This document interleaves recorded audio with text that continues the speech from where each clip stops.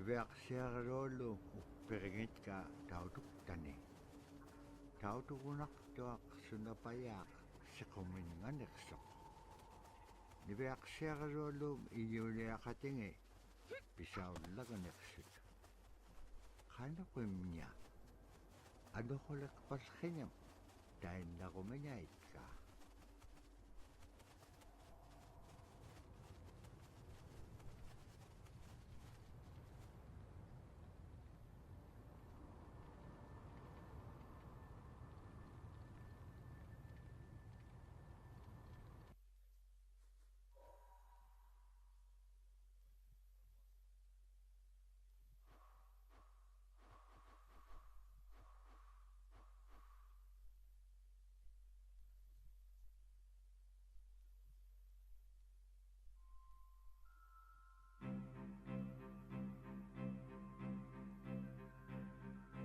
One of the things I think a lot of people need to understand is we aren't a museum piece. The Inupiaq people are a living people and a living culture. Even though we're in northern Alaska, which covers this vast area from Nome all the way over the Canadian border, is that there is this extreme value of interconnectedness and interdependence. It's a hunting society, a gathering society from thousands of years. This is what creates our culture. That special relationship between humans and the natural world and the animals, and that it teaches you how to have a society that doesn't do too much harm to the world. Love and respect for nature, for one another, for our elders. Very, very fundamental value, key to life. Our values are something that bind us all. The importance of sharing with one another, the importance of spirituality, and the connection to the land, our traditions, how we hunt, sharing of stories and songs and dances. I'm Inupaq. I'm from the Arctic Ocean. I am Inupaq. It's very important to me. It's who I am as a person. And we're very proud of who we are, and we want to continue that.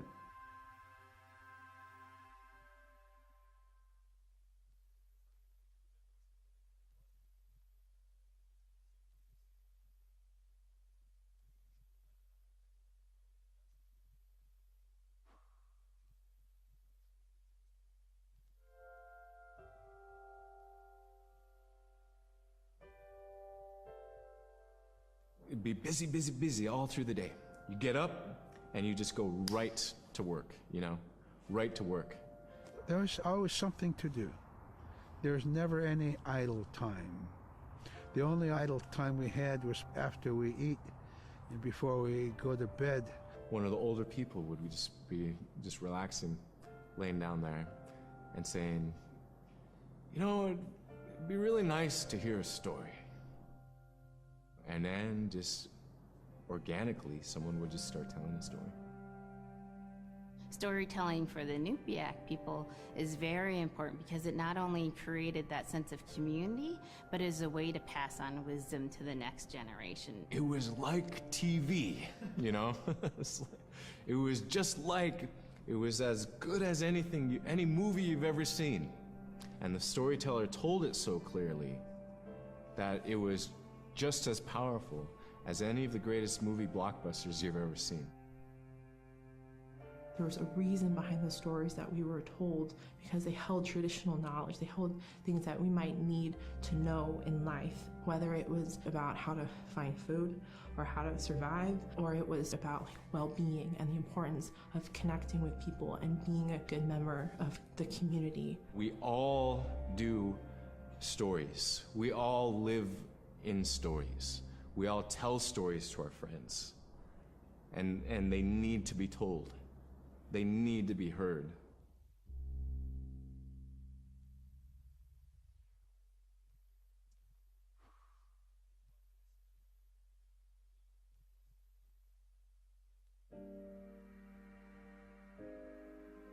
So Scrimshaw is this really beautiful method of art that's done either on baleen or ivory, and traditionally it was used to tell stories. Each etching is telling a story of some event. Caribou hunting was taking place. This is what was going on. War began around this time. And so it sort of gives you a timeline of history through etching. An elder or the person who carved it would literally be able to read the Scrimshaw story. They're like reading a book, in a way. A lot of the storytelling traditions would be things that after the storytelling was done, we'd just rely on the next person telling it. And so Scrimshaw is a very important way for Alaskan Native people to record their history.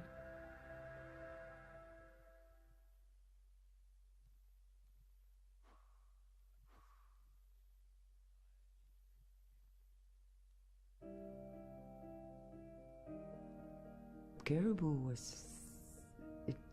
it provided for us in many ways. Our clothing in those days was made of all caribou skin.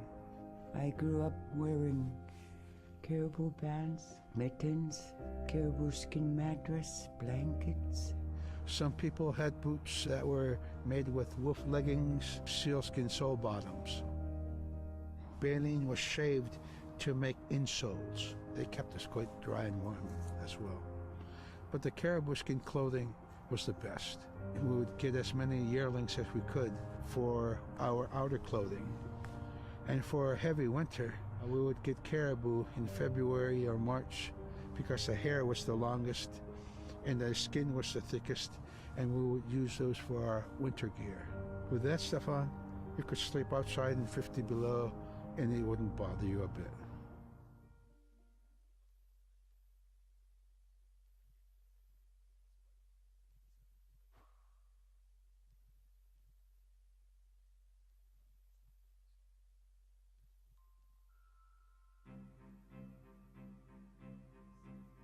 Silla is the weather. It also means the atmosphere. Here's the Nuna, or the land. And it's anything from the land into the moon, the sun, the stars. That's Silla.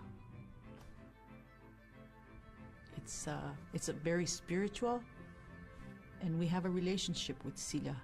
Silla has a soul in the same way we do as people, in the same way animals do. I think spirit helpers in and of themselves are really about how we're connected with things. And so it may be that there is a spirit helper that shows themselves as a bird to show you the way home, or it may be a spirit helper that actually decides to show themselves with the face and body of a man instead of their animal form. And so I think one of the things that's hard to understand is that it's not one way of seeing things, it's one way of knowing you're connected to everything.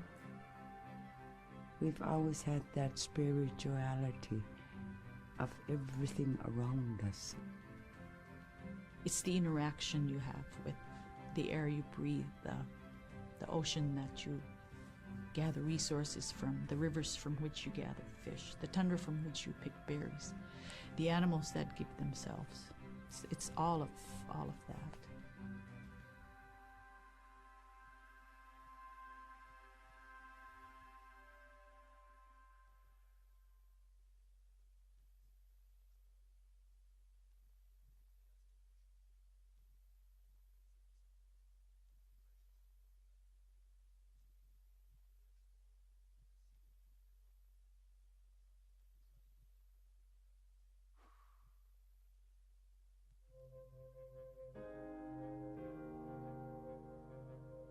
In the winter, when we were traveling, we didn't build sod houses, we built snow houses. In Canada, they call them igloo, but here in Alaska, we call them apuyak.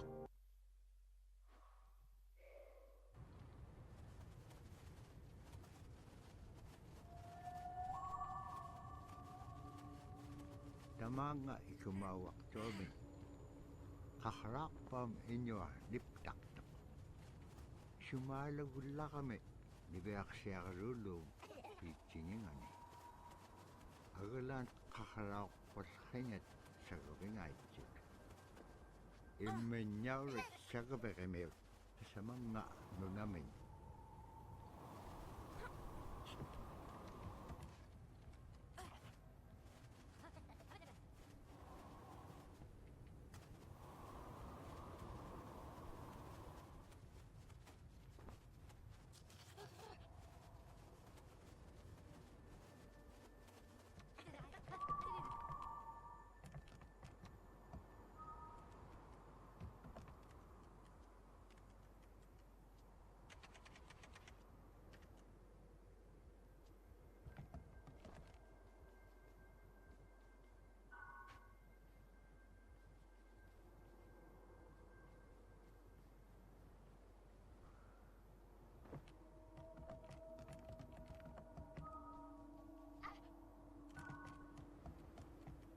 Kaikuen tuting.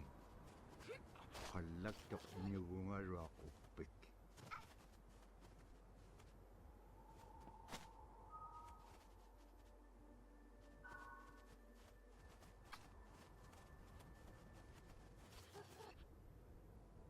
Kano ko ilisimanik pa nga. Isumulagtok ni Beak siya kalualo ko. Kano kita pula, kano ngagikpen. Kailaw di ka piyup ko. Ikayo ko niya kalawikpen kimon dahil nanakek. Sa bakit ilanga.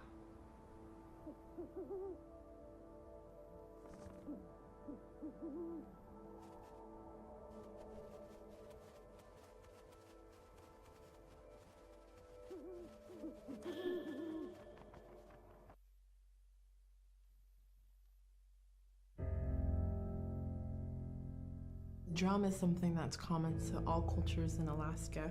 All cultures have a drum that may have some stylistic differences or differences in the materials that it's made, but it's still a recognition of life and vitality. And the drum mirrors the heartbeat. And when you continue drumming soon, it will be in line with your heartbeat, because that's what it's supposed to be, the heartbeat of the community, and it symbolizes vitality. And it's the most tremendous feeling to be in a room and to have one long row of all the drummers and to have that feeling of unity, everyone beating in harmony, the drum beat in unison. It's the most beautiful feeling. And to know that you're connected, you're on the land that you are connected to. And even if you grew up outside the community, that which is in you comes from this area. And it's the greatest feeling.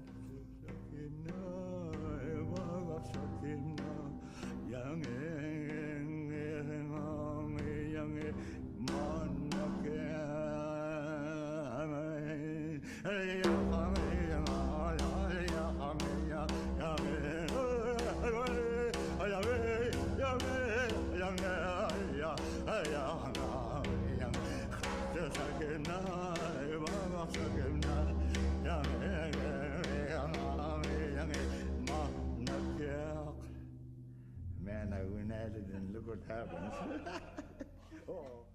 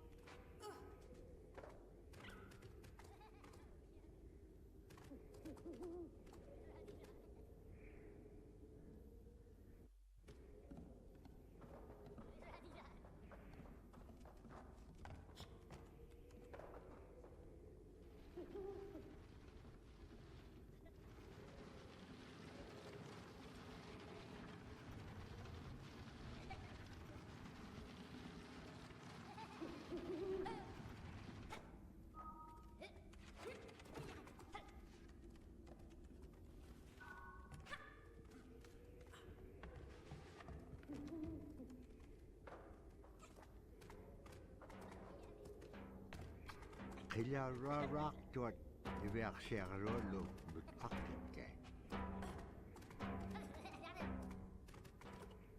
Asi ane bleeding suna tukto sa gulugumagaan.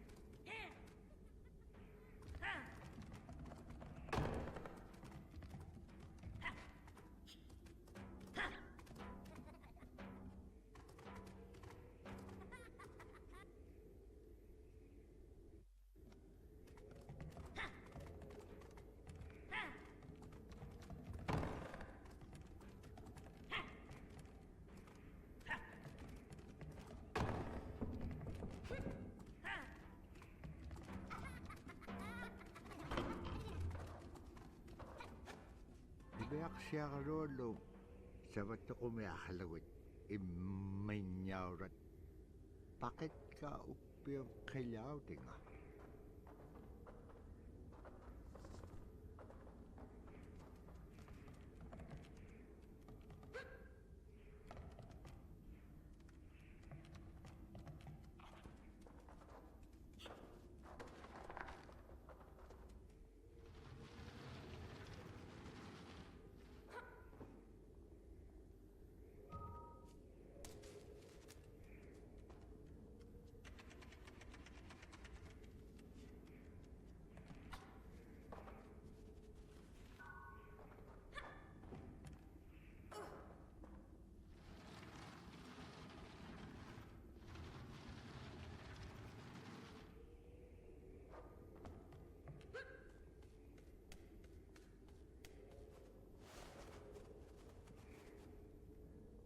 Ibeak siya karolo kutingalok kilaw delegaho ni.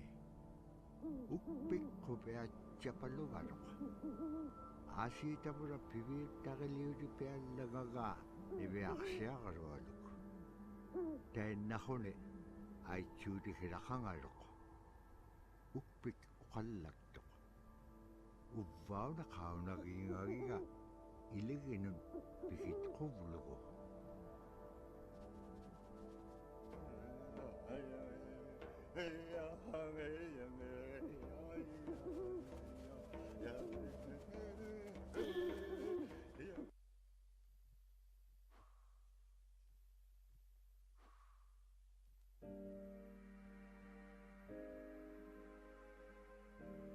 The bola is what we call kilamitan. And the kilamitan is made out of braided sinew tied out to some heavy bone which you could twirl. In my case, we're catching ducks. When we're out whaling, sometimes the ducks start flying. And they're good for duck hunting. You know, if you're a whaling crew, you can't make too much noise. So you can't use a shotgun for getting some duck soup handy, you know. So bolo was a really handy weapon to use for catching ducks. You know, the ducks fly in, you throw it up and tangles up the bird, and down they go.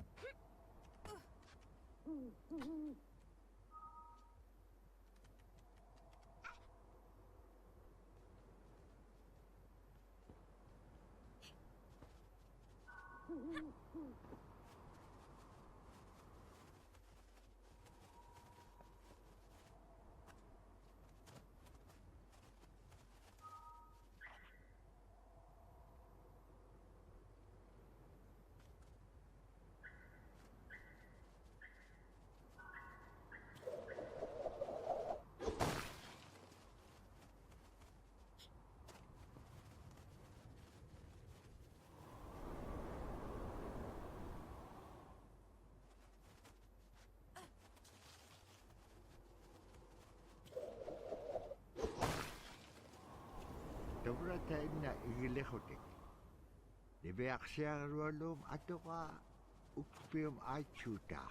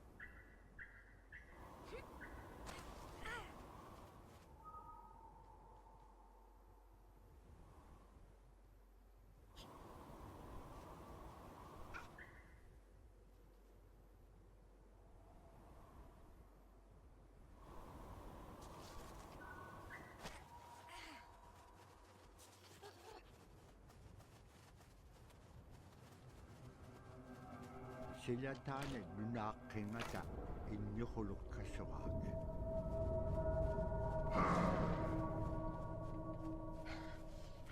Innuquluum tautukamium nutqaqugaa.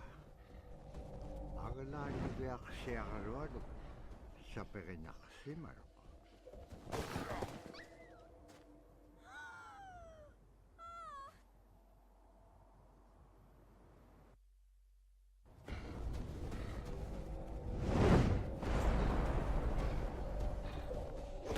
Qinnalipsaapiaq toqtautukamiu qilamittaun.